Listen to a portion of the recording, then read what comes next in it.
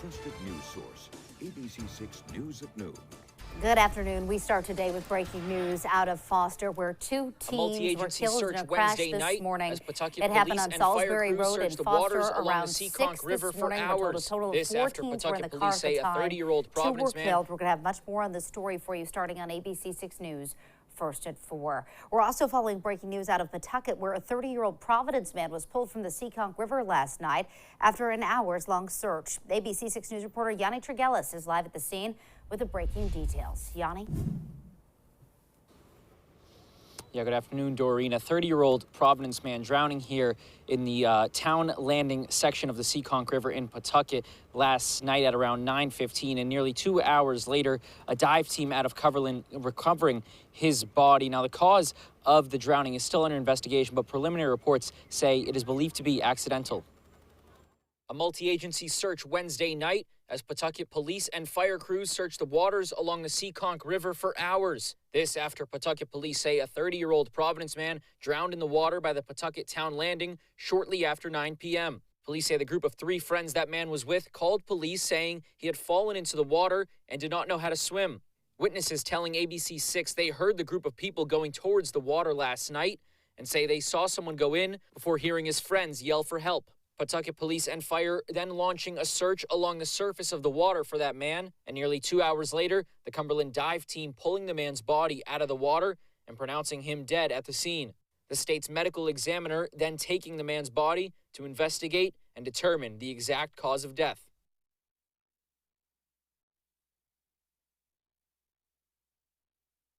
The Pawtucket Police Department again saying that they are investigating the cause of this drowning, but they do believe preliminary that it was an accidental cause, and they are offering no further comment at this time. Reporting live in Pawtucket, Yanni Trigelis, ABC6 News. And there's also developing news in London today where a big political shakeup is happening overseas. UK Prime Minister Boris Johnson says he is stepping down. ABC's Maggie Ruley reports. This morning, British Prime Minister Boris Johnson announcing his resignation after his own Conservative Party turned on him. But crucially, he didn't provide a clean timeline for when he would step down or take any responsibility for the self-inflicted scandals that led to his demise. The herd instinct is powerful. When the herd moves, it moves. And my friends, in politics, no one is remotely indispensable. The process of choosing that new leader should begin now. The soon-to-be former British Prime Minister was badly wounded by the so-called Partygate, a series of drunken gatherings at his official residence that broke pandemic lockdown rules. Johnson himself was fined by the police, but he remained determined to stay in power. And I've today appointed a cabinet to serve, as I will, until a new leader is in place. But the final straw was a revelation that Johnson not only promoted a lawmaker who had a record of drunkenness and allegations of sexual misconduct, but that he lied, saying at first he hadn't known about it. The leader of the opposition Labour Party, scathing. Anyone quitting now, after defending all that, hasn't got a shred of integrity. Mr. Speaker, isn't this the first recorded case of the sinking ships fleeing the rats? It's an astonishing fall from grace after a massive win in 2019 for the instantly recognizable and eccentric figure, the face of Brexit. His unconventional leadership style often drawing comparisons to Donald Trump. But with more than 50 ministers from Johnson's own party resigning in the past 48 hours, and Johnson's popularity plummeting in opinion polls, all amid a massive cost of living crisis hitting Britons hard, Johnson's desire to remain in power became impossible. Maggie Ruley, ABC News, London. And now to the weather as we take a live look outside this afternoon with our sky cam. It is an absolute 10 of a day out there. Chelsea is in the Weather Center with your first forecast. Hi there, Chelsea. Hey, Doreen. Yeah, we're seeing perfect sunshine outside as we head into the afternoon hours. Those temperatures a little bit cooler than yesterday. At this time, we're sitting in the upper 70s range, a little bit cooler than average outside this afternoon as well. We are looking at a significant drop in dew points, though. Yesterday, even into the early afternoon, it was still pretty muggy outside. Now we have this brief break in humidity before those muggy factors start to go up overnight and into tomorrow. So enjoy today while we have these nice conditions. Mid to upper 70s in most locations. elevation sitting at 81 in Norwood right now. We'll hover right around 80 degrees as we head into this afternoon, which at the moment, compared to yesterday at this time, 5 to close to 10 degrees cooler than the temperatures at this time yesterday. But more importantly, those dew points are a lot lower today. We're feeling significantly more comfortable outside. Satellite radar image is quiet and clear. You're seeing sunshine out there, a few passing fair weather clouds at times. You see that rain that's passing to our south, no threat to us. We end up with just a few of those fair weather clouds and clear conditions as we head through the evening hours. Now, as we head through tonight, dew points start to rise, muggy factor goes up, and tomorrow is a warm, muggy day. I'll let you know if that continues into the weekend coming up in just a few minutes. Doreen? All right, Chelsea, thank you. And Providence police investigating a crash that involved a stolen car. It happened early this morning. This was about 5:30 on Valley Street. Our ABC6 crews on the scene, seeing a gaping hole there in the house from that black Honda there that apparently crashed into the home. Another car parked next door was also damaged. Rhode Island State Police confirmed they are investigating a sexual assault on Block Island. During the New Shoreham Town Council meeting Tuesday, the interim police chief explained there are multiple investigations going on with the assistance of the state police. The state police and New Shoreham police have not given out any specific details just yet. And Nathan Carmen, the man charged with killing his mother at sea to inherit millions of dollars, has asked a federal court to release him from custody pending trial. Carmen's lawyers filed the motion in Burlington Federal Court, saying the evidence against him is tenuous at best and that he's not a flight risk or a danger to the community. Carmen is facing first-degree murder and fraud charges. Fall River's police chief will be ceremonially sworn in today. Paul Govin took over as interim chief in December of last year after former Chief Jeffrey Cardozo went out on medical leave. Cardozo retired in March and Govin was made permanent chief in May. He served with the department for nearly 25 years. Also in Fall River, a new pot shop opens today, owned by none other than former Mayor Will Flanagan. Here's Alexis Heroic. Here at the official ribbon cutting of the Cosmopolitan Dispensary on Hartwell Street in Fall River. The Cosmopolitan Dispensary here is owned by former Fall River Mayor Will Flanagan. Flanagan is joined today by current Mayor Paul Coogan as well as the Chamber of Commerce. And I listen to the mayor very closely. I respect the mayor so much. I look up to him. And I remember him saying at one of his economic forums that he really wanted Fall River to become part of the green economy. And I listened to that, okay? He took it literally. So I took him literally on his words. And we became part of the green economy today. There you go. Flanagan was the 42nd mayor of Fall River from 2010 to 2014, following a tumultuous incident with Jazel Correa in 2014 where he claimed Flanagan intimidated him with a gun. It's now been a 3-year effort for Flanagan and his partners to finally open the doors for their marijuana venture here in Fall River. And coming up on ABC6 News, hear from the former mayor turned pot shop owner about this new business venture. That story coming up first at 4. Still ahead here at noon, a confession. The man accused of the parade shooting admits to more than just the killing in his court appearance. Plus, his father is defending his role in his son buying guns despite warning signs.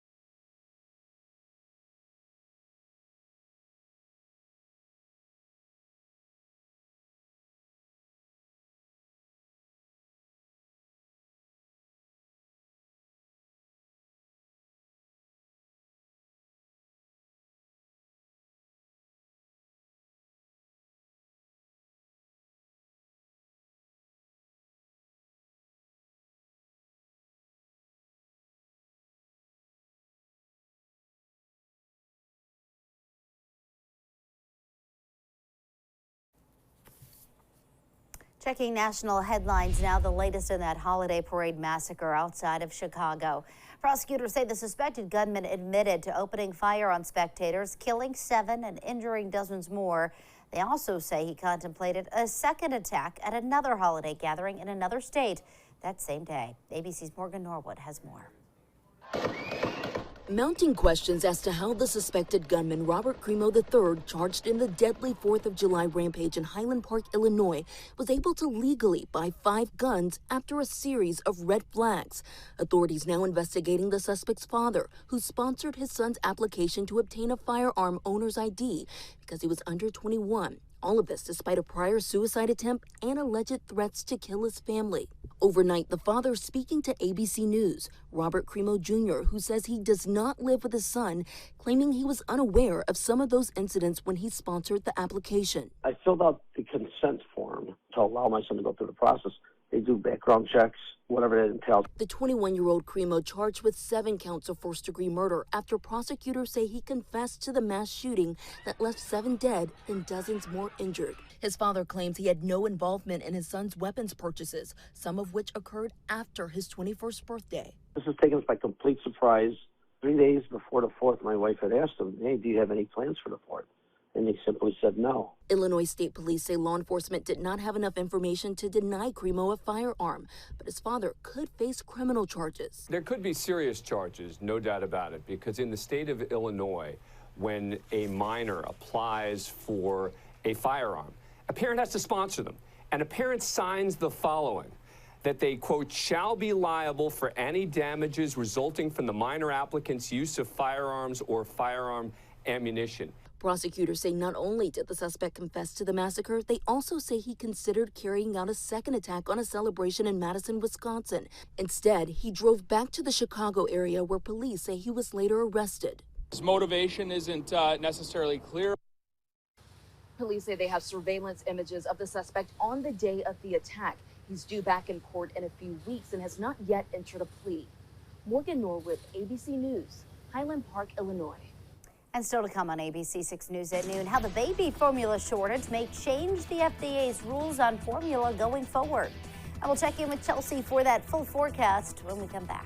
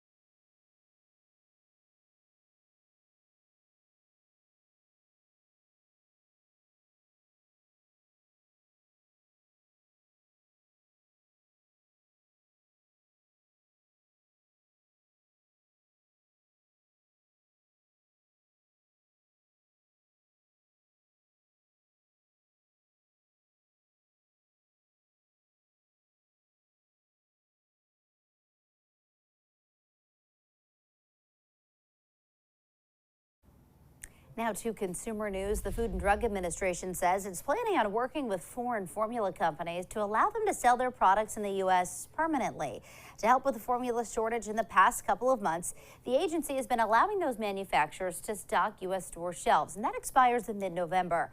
The FDA says it's now working with those manufacturers to be able to sell in the U.S. past that date.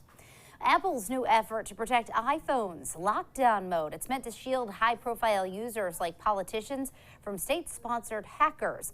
It turns off several vulnerable iPhone features, reducing the number of ways that hackers can attack a target. And Marriott has been hacked again, at least its 7th data breach since 2010. The hotel company says most of the information was non-sensitive internal business files and did not involve its core network. Attackers tried to extort the company, but Marriott refused to pay.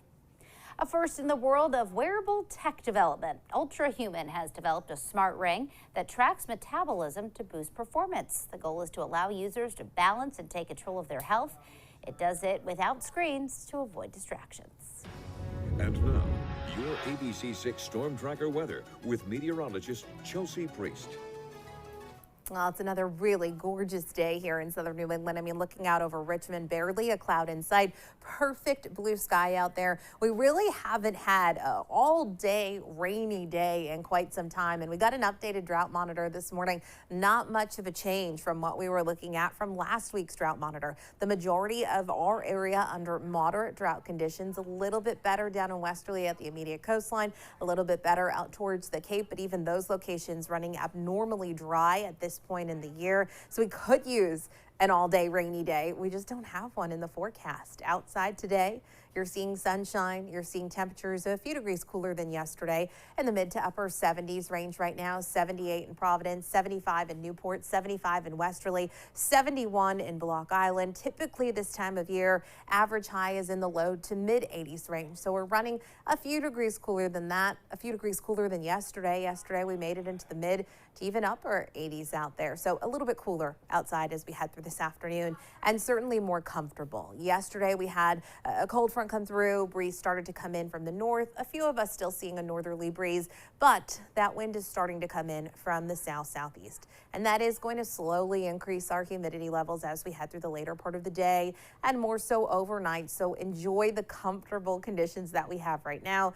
Dew points for the most part in the mid to upper 50s range, significantly lower than yesterday morning when we had almost a tropical feel to the air. And we're going to continue to stay comfortable for at least the next few hours. Overnight, that muggy factor goes up. And tomorrow afternoon, we have some really humid conditions expected, but it's short-lived. There's another little cold front that comes through tomorrow. It may spark a few isolated showers, not enough to really put a dent in our rainfall for this month so far. And then eventually, as that line comes through, the dew points drop drastically, and we're really comfortable for our upcoming weekend. Satellite radar image over the last 6 hours shows you completely dry conditions. Besides a few fair weather clouds, we're really bright outside into the afternoon. There's a low system down to our south. All of that rain stays south of us. We have high pressure working in, and that's going to be in control for today and for today only, because there is that approaching cold front that I was just talking about. What we're looking at is some clouds increasing overnight, even some patchy fog for tomorrow morning. Tomorrow, I think we get some sun, but there's also more clouds, especially into the afternoon. And you're seeing about 4 o'clock, a few isolated showers popping up. There's not a lot of rain, but for your afternoon and early evening plans, there may be some scattered showers out there. They're in and out quickly. It's light stuff, but the risk is there for the afternoon and evening hours. Now we dry out really quickly, we clear out really quickly. Saturday looks great, mainly sunny, temperatures around 80 degrees, and really comfortable humidity levels. And Sunday's going to be a repeat of that. Pretty close to today. We're sitting at 80 degrees. We have sunshine. We have lower humidity levels than yesterday. If you're making today a beach day, it is cooler at the coastline, especially compared to yesterday. Sitting in the low to mid 70s range at the coastline today. UV index is still high, even with some slightly cooler temps. Partly cloudy overnight, starting to feel more muggy by tomorrow morning with some patchy fog. And then tomorrow, kind of a blend of sun and clouds. Temps should make it into the low to mid 80s with some sun popping through. It's definitely going to feel more humid, so that's going to make us feel even warmer. Again, the spotty shower possibility is low and isolated, and if you do see any rain tomorrow, it's in and out pretty quickly. We're back to full sunshine for Saturday and Sunday. Really, they can't ask for much more for a July weekend. I mean, to have low 80s and really comfortable humidity levels is going to be really nice for Saturday and Sunday. Really some spectacular weather ahead. Absolutely. All right, Chelsea, thank you. Well, coming up next, the stranger effect on music as another 80s song hits the charts.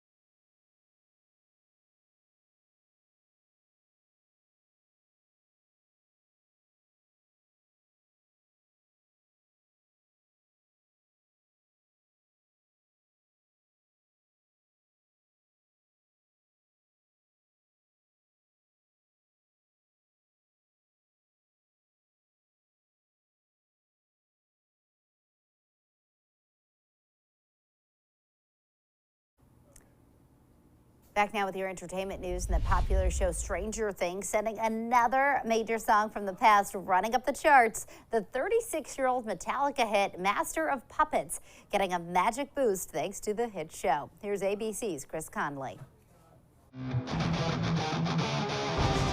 When a 36-year-old thrash metal classic turns up nestled between Bad Bunny and Doja Cat on the Spotify Top 10, it's, well, pretty strange. Stranger Things, to be exact. The series getting its Generation Z viewers hyped up about a 1980s musical gem. The show deploying Metallica's album rock megatrack Master of Puppets, put to use by Joseph Quinn's Eddie Munson in this key scene, and in the process, putting the song on the charts.